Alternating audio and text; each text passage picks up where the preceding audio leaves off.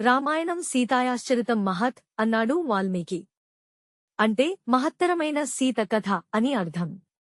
సీత లేకపోతే రామాయణమే లేదు. రామాయణంలో రావణవధ కోసమే సీత పుట్టిందనే కథనాలున్నాయి. సీత శక్తిత్రయ ప్రతీకని వాల్మీకి చెప్పాడు. అంటే లక్ష్మి, పార్వతి, సరస్వతులకు ప్రతీక అని అర్థం. కేవలం భావన ద్వారానే సాధించగల శక్తి సీత తత్వంలో ఉంది. రాముడు చంపలేని శతకంఠ రావణుణ్ణి సీతే స్వయంగా సంహరించిందని శతకంఠ రామాయణం చెబుతుందన్నారు ప్రఖ్యాత రచయిత, పరిశోధకులు ఆరుద్ర. రామాయణాన్ని ఆయన రమాయణంగా అభివర్ణించారు. అంటే రమ, సీత కథ.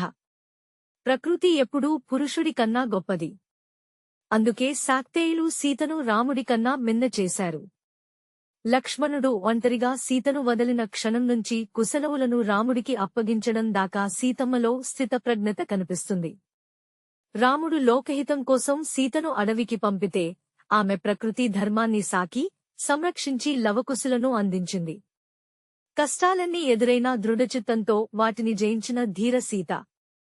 ఒకసారి దేవతలంతా ప్రజాపతి దగ్గరికి వెళ్లి అసలు సీత ఎవరు? ఆమె ప్రకృతిలోని విశిష్టత ఏంటి? అని ప్రశ్నించారు.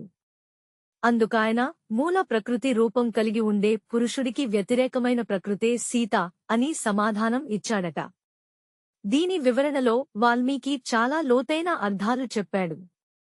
సీతకు 3 రూపాలున్నాయి. ఆమె శబ్ద బ్రహ్మ స్వరూపం, జ్ఞాన బ్రహ్మ స్వరూపం, అవ్యక్త స్వరూపం.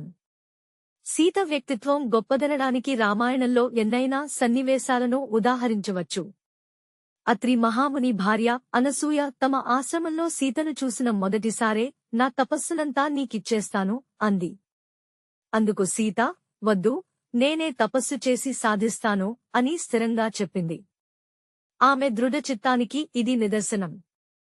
ఈ సందర్భంగా తనకు రాముడికి జరిగిన స్వయంవర ఘట్టాలను అనసూయకు వివరిస్తుంది సీత. శ్రీరామ హృదయాన్ని గ్రహించిన ఇల్లాలామె. సీతకెన్నో పేర్లున్నాయి. గమనించి చూస్తే అవన్నీ ప్రకృతికి దగ్గరగా ఉన్నవే. సీతాసస్యే, పండిన పంటను సీత అంటారు. సీతానభ, ఆకాశానికి సీత అనే పేరుంది. సీతానద్యాం, నదికి మరో పేరు సీత. సీత అనే మూలాక్షరాల వెనక జీవుడికి అమృతత్వాన్ని అందించే లక్షణాలు కలిగిన అర్థాలున్నాయి. సీతకు క్షమ కూడా ఎక్కువే. మరి భూదేవి తనయ కదా. అందరినీ క్షమించగలదామె. అశోకవనంలో సీతను చూశాక రాక్షసులందరినీ వధిస్తానంటాడు హనుమంతుడు. వీరంతా తమ ప్రభువు ఆజ్ఞను పాలిస్తున్నారు. చంపాల్సిన అవసరం లేదు అనడం సీత గొప్పదనాన్ని తెలియజేస్తుంది.